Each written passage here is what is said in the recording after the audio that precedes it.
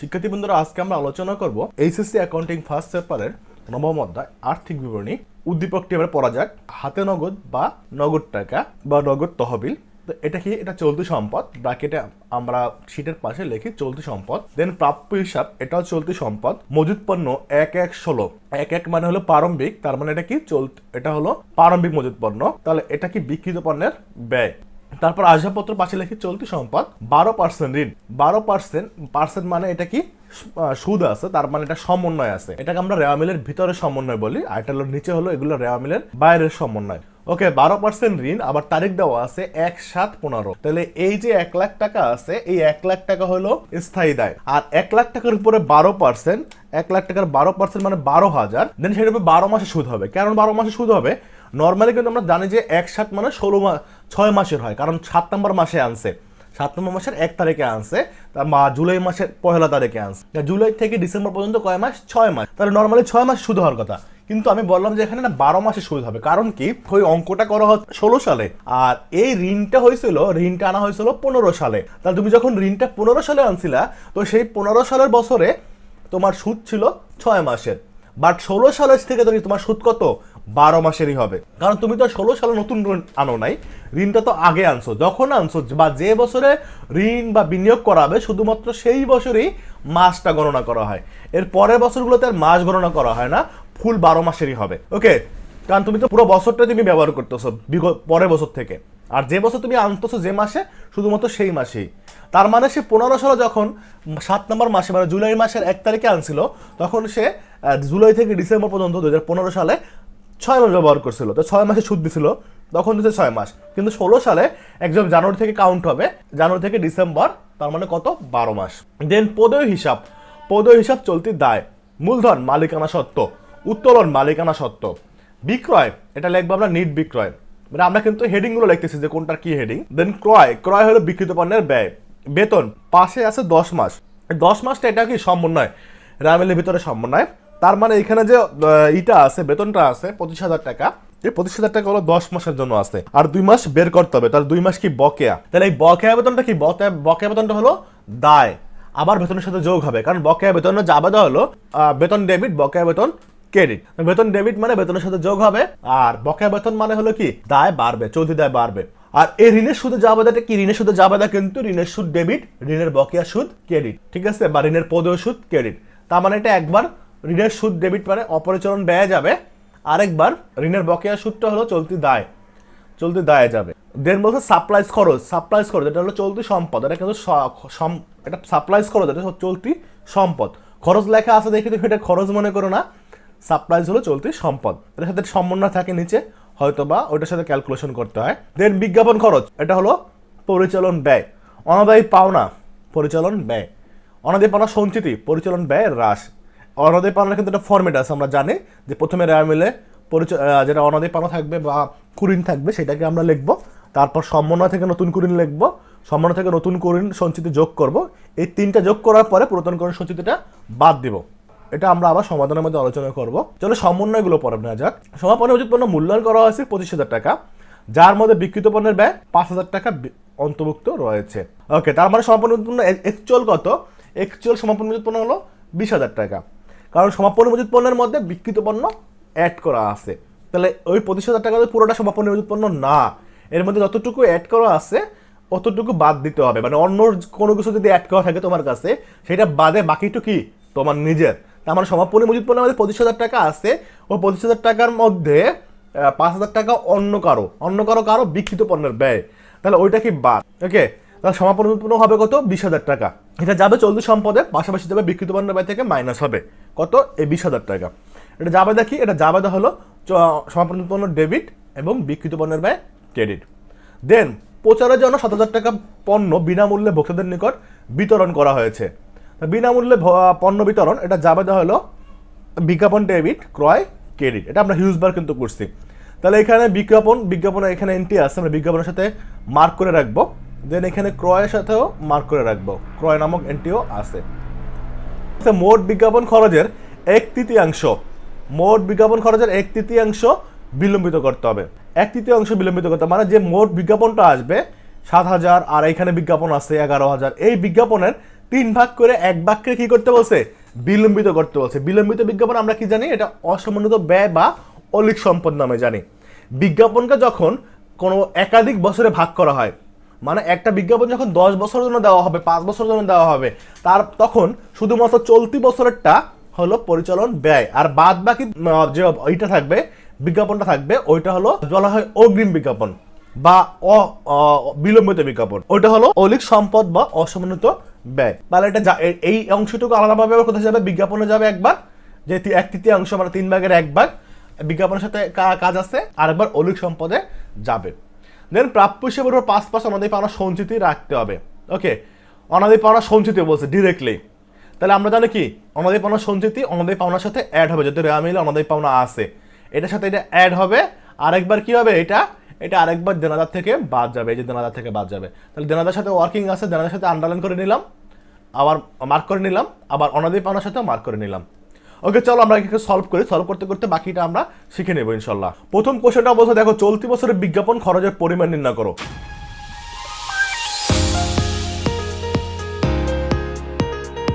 বিজ্ঞাপন খরচের পরিমাণ, এখানে প্রথমত বিজ্ঞাপন কি ছিল, বিজ্ঞাপন ছিল 11,000। দেন কি ছিল, এখানে বলছিলাম 2 নাম্বার সমন্বয়ে প্রচারের জন্য 7,000 টাকা বিনামূল্যে পণ্য বিতরণ করছিল। তাহলে পণ্য বিতরণ করুক যেমনি করুক, এটা কিন্তু বিজ্ঞাপন।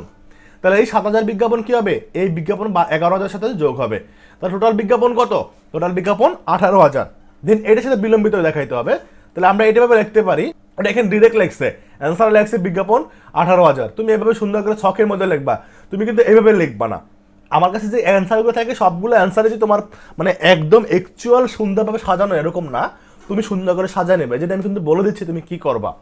তো বিজ্ঞাপন খরচ তুমি লিখবা প্রথমে 11,000, তারপরে লিখবা যোগ বিনামূল্যে পণ্য বিতরণ 7,000, যোগ করলে কত আসবে, তারপর যোগ করে নিচে নামাবো, আসবে 18,000। এই পর্যন্ত কিন্তু তুমি ওইভাবে আমি যেভাবে বললাম এইভাবে করবা। দেন পরে লিখবা বাদ বিলম্বিত বিজ্ঞাপন, কারণ বিলম্বিত বিজ্ঞাপন মানে হলো তোমার 3 ভাগ যে করবা, আমরা যে 18,000 টাকা আসলো বিজ্ঞাপন, মোট বিজ্ঞাপন, এই মোট বিজ্ঞাপনের বলছিল 1/3 বিলম্বিত। বিলম্বিত টাকা কেন বাদ, কারণ বিলম্বিতটা হলো বিগত আগামী বছরের, কারণ বিলম্বিতটা হলো আগামী বছরের, এই বছরের না। তাহলে বিলম্বিতটা ছাড়া আমাদের এই বছরের খরচ কতটুকু আমাদের অ্যাকচুয়াল সেটাই বের করতে হবে। আমরা খরচটুকু বের করব এই বছর রানিং বছরে, কারণ আমরা বিজ্ঞাপন খরচ বের করতেছি। তাহলে বলছিল কি 1/3 বিলম্বিত, তাহলে তুমি নিচে লিখবা বাদ বিলম্বিত বিজ্ঞাপন। এভাবে লেখা যাবে না, কিন্তু ও যেভাবে ডিরেক্ট লেখছে তাহলে কিন্তু তুমি 2 মার্ক পাওয়া না। তুমি কি করবা, 18,000কে কি করবা বলছিলাম, কোশ্চেন দেখো এখানে কোশ্চেন বলছিল যে 1/3, তাহলে 18,000কে তুমি ভাগ দাও 3 দিয়ে ভাগ দাও, 3 ভাগের 1 ভাগ হয়েছে বিলম্বিত, 3 দিয়ে ভাগ দিলে কত হয়, 6,000 হয়। দেন তুমি এটা 1 দিয়ে গুণ দাও, কিন্তু 6,000ই হয়। তাহলে 3 ভাগের 1 ভাগ হইলো, এই 3 ভাগের 1 ভাগ তোমাকে কি করতে বলছে, বিলম্বিত বিজ্ঞাপন দেখাইতে বলছে। তাহলে তুমি বিলম্বিতটা বাদ দিবা, 6,000 বাদ দিবা, তাহলে লিখবা 18,000, 18,000 পরে নিচে লিখবা কি বাদ বিলম্বিত বিজ্ঞাপন, কত 6,000। তাহলে 18,000 থেকে 6,000 বাদ দিলে কত আসে, 12,000 অ্যান্সার আসে। এইভাবে সুন্দর করে সাজিয়ে দিবা। ওকে, আর প্রসেসটা আবারও বলতেছি, প্রথমে লিখবা বিজ্ঞাপন খরচ 11,000, দেন যোগ বিনামূল্যে পণ্য বিতরণ 7,000, তাহলে যোগ করলে হয় 18,000, দেন লিখবা বাদ বিলম্বিত বিজ্ঞাপন 6,000, তাহলে বাদ দিলে হয় 12,000। দেন আমরা খ নাম্বার কোশ্চেনটা চলে যাই, বলছে যে চলতি বছরের কি বলছে যে আয় বিবরণী তৈরি করতে। এই প্রতিষ্ঠানের আয় বিবরণী মানে বিশদ বিবরণী। তাহলে এটা কি প্রতিষ্ঠান, এটা কিন্তু ক্রয় বিক্রয়মূলক প্রতিষ্ঠান।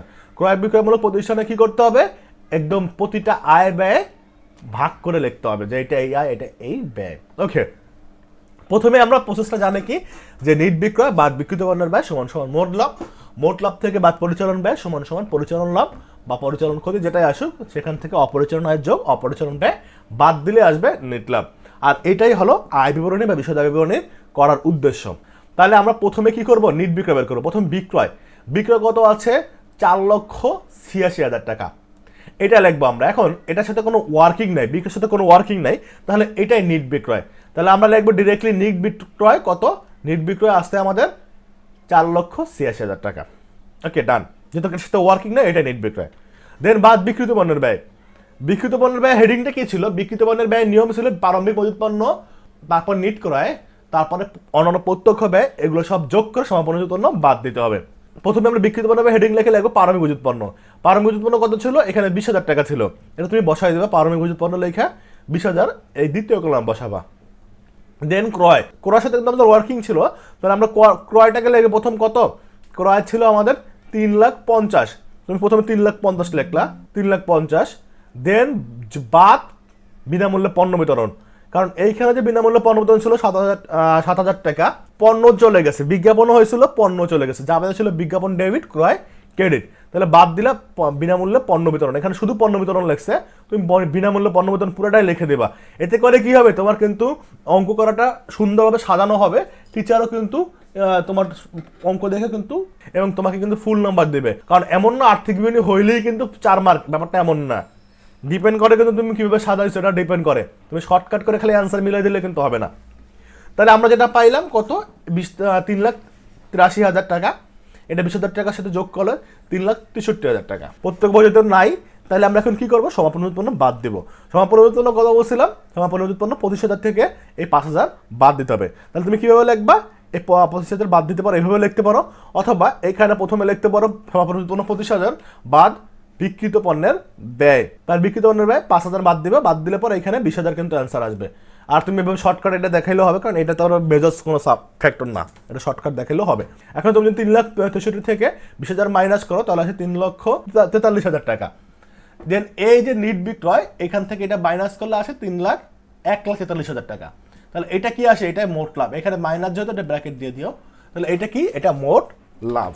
ওকে, কারণ এখানে আয়টা বেশি ছিল, ব্যয়টা কম ছিল। এবার কি বাদ? পরিচালন ব্যয়। ফরম্যাট অনুযায়ী পরিচালন ব্যয়। পরিচালন ব্যয় কি কি আছে? আমরা প্রথম থেকে চলে যাই। প্রথমে দেখো আছে বেতন আছে। বেতন কত? 25,000 টাকা। তাহলে আমরা প্রথম বেতন দিয়ে শুরু করব। বেতনের সাথে কিন্তু একটা ওয়ার্কিং ছিল, তাহলে আমরা প্রথমে লিখলাম বেতন। বেতন কত? 25,000 টাকা। এই 25,000 টাকা তুমি এইখানে লিখবা বাবা, এইখানে লিখবা, প্রথম কলমে লিখবা। দেন লিখবা কি? যোগ বকেয়া বেতন। বকেয়া বেতন কত? এই 25,000 দেখো র্যামেলে ছিল কত? 25,000। 25,000কে তুমি 10 দিয়ে ভাগ দিবা, তাহলে কয় মাসের বের হবে? 1 মাসের, কারণ এখানে 10 মাসের দেওয়া আছে। 10 দিয়ে ভাগ দিলে বের হবে 1 মাসের। তোমার লাগবে কয় মাসের? তোমার লাগবে 2 মাস, কারণ বকে আছে 2 মাস। তা 2 মাস বের করতে হলে এবার 2 দিয়ে গুণ করো, তাহলে কত আসে? 5,000। 25,000কে তুমি যদি প্রথমে ভাগ করো 10 দিয়ে, দেন তুমি সেটাকে কি করবা? 2 দিয়ে গুণ করবা, তাহলে আসবে 5,000। এই 5,000 কি যোগ করলে কত আসে? বকেয়া। বকেয়াটা যোগ করলে আসে 30,000 টাকা। দেন সাপ্লাইজ খরচ। হ্যাঁ, আচ্ছা, আমরা এখানে সাপ্লাইজটা কিন্তু চলতি সম্পদ হিসেবে দেখাইছিলাম, বাট এখানে কিন্তু এটাকে ব্যয় হিসেবে দেখাইছে। এখন তুমি কি করবা? তুমি ব্যয় হিসেবে দেখাইতে পারো, কারণ এখন ডিরেক্ট খরচ লেখা আছে। আর যেহেতু নিচে লেখা নাই, এটা আমি সমন্বয় করার সময় ভুলে গেছিলাম, যেহেতু নিচে লেখা নাই যে অব্যবহৃত সাপ্লাইজ এত বা সাপ্লাইজ মজুদ আছে এত, এরকম যেহেতু লেখা নাই, তার মানে কিন্তু যেহেতু সাপ্লাইজ খরচ দেওয়া আছে রেওয়া মিলে, তাহলে আমরা এটাকে খরচ হিসেবে ধরতে পারি। আর যদি এরকম থাকতো সাপ্লাইজ, এখানে শুধু সাপ্লাই লেখা থাকতো, তাহলে তোমাকে সেটা সম্পদ মনে করতো, চলতি সম্পদ। আর যদি এখানে সাপ্লাইজ লেখা আছে এবং সমন্বয় এন্ট্রি লেখা আছে যে অব্যবহৃত সাপ্লাইজ বা সাপ্লাইজ মজুদ আছে এত, তাহলে কিন্তু তোমাকে চলতি সম্পদও দেখাইতে হইতো, আবার পরিচালন ব্যয় দেখাইতে হইতো। ঠিক আছে? তো এখানে সাপ্লাইজ খরচ যেহেতু দিচ্ছে, তাহলে এটাকে আমরা পরিচালন ব্যয় দেখাই দিব। লিখবো সাপ্লাইজ খরচ কত? 9,000। কারণ সাথে কোনো ওয়ার্কিং নাই, ওয়ার্কিং থাকলে তো এখানে আসলে আরো ডিটেলস কাজ হইতো। দেন কি ছিল? দেন ছিল বিজ্ঞাপন খরচ। আমরা কিন্তু বিজ্ঞাপন খরচ এখন আর না বের করলেও চলে, কারণ আমরা কম মার্কে বের করছিলাম। ওই কাজটা তুমি এখানে দেখাই দিবা। যদি কম মার্কে না চাইতো, তাহলে তোমাকে এই কাজটা এইখানে করতে হইতো। ওকে, দেন কি ছিল? অনাদায়ী পাওনা। অনাদায়ী পাওনার সাথে কিন্তু ওয়ার্কিং আছে।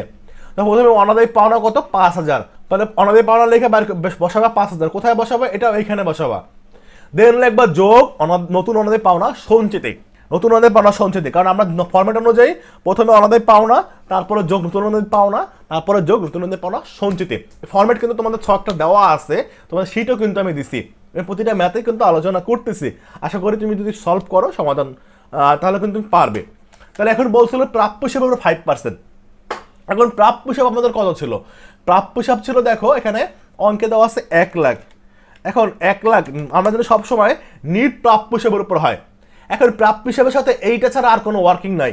এখানে নতুন অনুযায়ী পাওনা নাই যে আমরা এখান থেকে এটা বাদ দিব, যে 1 লাখ থেকে আমরা আরো কিছু বাদ দিব, এখানে সেই জিনিস নাই, শুধুমাত্র অনুযায়ী পাওনা সঞ্চিতই আছে। তাহলে এটাই নিট দেনাদার। তা এটার উপর ডিরেক্টলি 5%।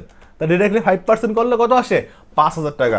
তাহলে তুমি আগেরটার সাথে এখন যোগ করো, তাহলে কত আসে? 5,000। এটা এখানে লিখবা, যোগ নতুন অনুযায়ী পাওনা সঞ্চিত লিখে এইখানে বসাই দেবা। তাহলে এখানে দাগ দিলে কত আসে? 10,000।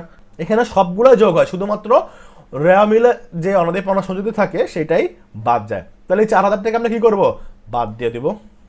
ওকে, তাহলে আমরা 4,000 বাদ দিলাম। বাদ দিলে কত আসবে এখানে, এখানে কিন্তু আমাদের 6,000ই আসবে, কারণ 5 10 6 আমরা কিন্তু নিচে নিচে করব। তাহলে এই 6,000 আমরা এখানে বসায় দেব। দেন আমাদের এখানে রেওয়া মিলে আর কোনো পরিচালন ব্যয় নাই। এবার সমন্বয় যায়, সমন্বয় পরিচালন ব্যয় বিজ্ঞাপন ছিল, এটা আমরা দিয়ে দিচ্ছি, এটা ছিল ওটাও দিয়ে দিচ্ছি। তাহলে আর কোনো পরিচালন ব্যয় নাই। এবার সব পরিচালন ব্যয়গুলো যোগ করলে আসে 57,000। দেন এটাকে কি করবো, ব্র্যাকেট দিয়ে দেবো, কারণ যেহেতু মাইনাস লিখছিলাম। আর এই যেগুলো বাদ মাইনাস লিখছি এগুলো কিন্তু মাঝখানে বসাই দেবা, তাহলে দেখতে সুন্দর লাগবে। 1,43,000 থেকে 57,000 মাইনাস করলে কত আসে, 86,000। এটা পাম হলো পরিচালন লাভ। ওকে, আমরা পরিচালন লাভ বের করলাম। এবার যোগ অপরিচালন আয় বাদ অপরিচালন ব্যয়। এখন এই অঙ্কের মধ্যে কোনো অপরিচালন আয় নাই, তাহলে অপরিচালন ব্যয় নামে আমি হেডিং দেবো, বাদ অপরিচালন ব্যয়। লেখে এটা তুমি এটা নিচে বসাই দেবা। হ্যাঁ, ঋণের সুদ, এখানে কিন্তু একটাই অপরিচালন ব্যয় আছে, সেটা হলো ঋণের সুদ, আর কোনো নাই।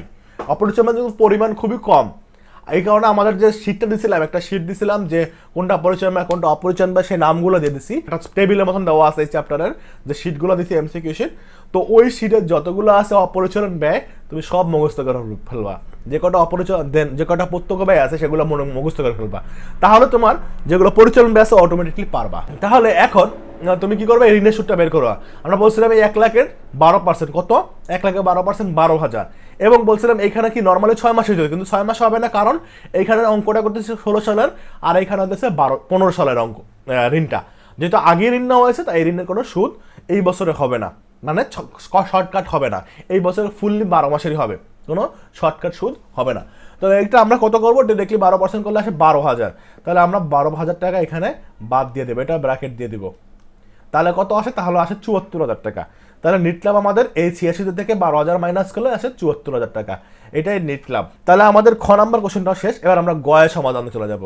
গ বলছে যে চলতি সম্পদ, গ বলছে যে চলতি সম্পদ ও চলতি দায়ের পরিমাণ নির্ণয় করো। তাহলে আমরা আর্থিক অবস্থা বিবরণীর শুধুমাত্র চলতি সম্পদ আর যে চলতি দায় থাকে এই দুইটার ফরম্যাট বের করবো, আর কিচ্ছু বের করতে হবে না। ওকে, তো লেটস স্টার্ট। প্রথমে আছে যে নগদ টাকা, বসাই দাও 80,000 টাকা। আর মনে রাখবো চলতি সম্পদ লেখার সময় সবার আগে নগদ টাকা এবং ব্যাংক জমা এই দুটাকে আগে দেখাবা। ওকে, তাহলে এখানে চলতি সম্পদ কত আছে, নগদ টাকা, নগদ টাকা বসাই দিলা কত, 80,000। দেন প্রাপ্য হিসাব, প্রাপ্য হিসাব আছে কত, 1,00,000। 1,00,000 থেকে এখন বাদ যাবে কত, এই যে 5% যেটা বের করছিলাম, 5% বের করছিলাম কত, 5,000। তাহলে আমরা এখানে লিখবো দেনাদার বাদ নতুন অনুযায়ী পাওনা সঞ্চিতি, কারণ এটা বাদ যাবে, কারণ হলো এইটা জাবেদা হলো যে অনাদায়ী পাওনা সঞ্চিতি ডেবিট, দেনাদার ক্রেডিট, সম্মানে যেটা থাকে সম্মানে, এটা তাহলে আমাদের জাবেদা করতে হবে। তাহলে এখন যদি আমরা 1,00,000 থেকে 5,000 মাইনাস করি তাহলে আসে 95,000। দেন আমাদের এখানে রেওয়া মিলে আর পরিচালন চলতি সম্পদ আর নাই। দেন সমন্বয়ে সমাপনী উৎপন্ন, সমাপনী উৎপন্ন কত, 25,000 থেকে 5,000 বাদ দিলে 20,000 ছিল। তাহলে আমরা এখানে ডিরেক্ট 20,000 লিখতে পারি, কোনো সমস্যা নেই এখানে। আর তুমি চাইলে এখানে আবারও দেখাইতে পারো যে 25,000 সমাপনী উৎপন্ন বাদ বিক্রিত পণ্যের ব্যয় 5,000 মাইনাস করে এখানে 20,000, তুমি জন্ম দেখাও। দেন চলতি সম্পদ এখানে রেওয়া মিলে আর নাই, সমন্বয়ে তো আমরা দেখলাম। তারপরে এখানে সমন্বয় এটা তো আমরা দেখাইছি, আর নাই। তাহলে চলতি সম্পদ শেষ। এবার আমরা হেডিং দিব কি, চলতি দায়। ওকে, তাহলে প্রথম থেকে দেখা যায় চলতি দায় কি কি আছে। প্রথমে আসো ঋণের সুদ, এই যে 12% ঋণের সুদ, এই যে পার্সেন্টেজ দেওয়া থাকবে, এটা সবসময় বলছিলাম কি সুদ, এই সুদটা সবসময় কি বকেয়া থাকে। তাহলে এইটা বকেয়া দেখে এখানে ভিতরে দেওয়া আছে, পার্সেন্টেজ আকার দেওয়া আছে। তাহলে আমরা এখানে বের করছিলাম কত, 1,00,000-এর 12%, 12,000। এটা 12,000 আমরা এখানে বসাই দেব। দেখে লিখবো ঋণের বকেয়া সুদ। একটু যদি ভালো করে লক্ষ্য করো দেখতে পারবা, এখানে লিখছিলাম ঋণের সুদ, এখানে ঋণের সুদ অপরিচালন ব্যয়, আর এখানে কিন্তু ঋণের বকেয়া সুদ, এখানে কিন্তু ঋণের সুদ লেখি নাই, কারণ ঋণের সুদ তো দায় না, ঋণের বকেয়া সুদ দায়। ওকে, কথা কি বুঝতে পারছি? তাহলে এখানে আমরা লিখবো কি, ঋণের বকেয়া সুদ 12,000, কারণ এটা জাবেদা হলো ঋণের সুদ ডেবিট, ঋণের বকেয়া সুদ ক্রেডিট। তারপরে আছে বেতনের 10 মাস ছিল, তার মানে 2 মাস বকেয়া ছিল। তাহলে এই 2 মাস কত বের করছিলাম আমরা, এই 2 মাস বের করছিলাম 5,000 টাকা, সেই 5,000 টাকা এখানে বসাই দেবা। বেতন লেখা 5,000 টাকা গেল। এরপরেই ছিল আমাদের পদেয় হিসাব, এটা চলতি দায় বলছিলাম, পদেয় হিসাব মানে পাওনাদার। তাহলে এটা কত আছে, 1,10,000। এর সাথে কোনো সমন্বয় যেহেতু নাই, তাহলে এটাকে আমরা ডিরেক্ট বসাই দেবো 1,10,000। আমি সিরিয়ালে করতেছি, কারণ হলো তুমি যাতে করে ভুল না করো। দেন আছে কি, বেতনের সাথে 10 মাস ছিল আর 2 মাস বকেয়া ছিল। তাহলে এটা 2 মাস কত বার করছিলাম, 2 মাস বার করছিলাম 5,000 টাকা। তাহলে এই 5,000 টাকা কি চলতি দায়, কারণ বেতনের বকেয়া এটা জাবেদা বেতন ডেবিট, বকেয়া বেতন ক্রেডিট, যে কোনো ব্যয়ের বকেয়াই কি দায়। তো এখানে আমরা সেটাকে দেখাবো 10 দিয়ে ভাগ করে 2 দিয়ে গুণ করছিলাম, আমরা বের করছিলাম যেটা 5000, সেটা দেখাই দিব। এবার আমরা কোথায় যাবো? এবার সমন্বয় যাব। সমন্বয় কি কি পরিচয় চলতি দায় আছে। সমন্বয় দেখো এখানে এখানে নাই কোনোটা, একটাও না চলতি দায়, আমরা কিন্তু লিখি নাই, তাহলে আমাদের আর কিছু থাকে না বাকি। তাহলে আমরা চলতি দায়গুলো যোগ করব, যোগ করে নিচে বসাই দেবো। এখানে তো আসলে পুরো ম্যাথ করতে বলছে না, শুধুমাত্র দুইটা জিনিস বের করতে বলছে, তাই তুমি এখানে এই 2টা কলাম করেও করতে পারো, আর তুমি চলো 3টা কলাম করে করো, সুন্দর করে করতে পারো, তাহলে দেখতে আরো সুন্দর লাগবে। তখন তুমি এই জিনিসটা এখানে লিখবা, আর এখানে যে জিনিসটা লেখা হয়েছে এটা এখানে লিখবা, শুধুমাত্র এই যে পাশটা এই পাশে লিখবা, এতটুকু এই কলমে লিখবা, এতটুকু এই কলমে লিখবা, তাহলে দেখতে কিন্তু আরো সুন্দর লাগবে।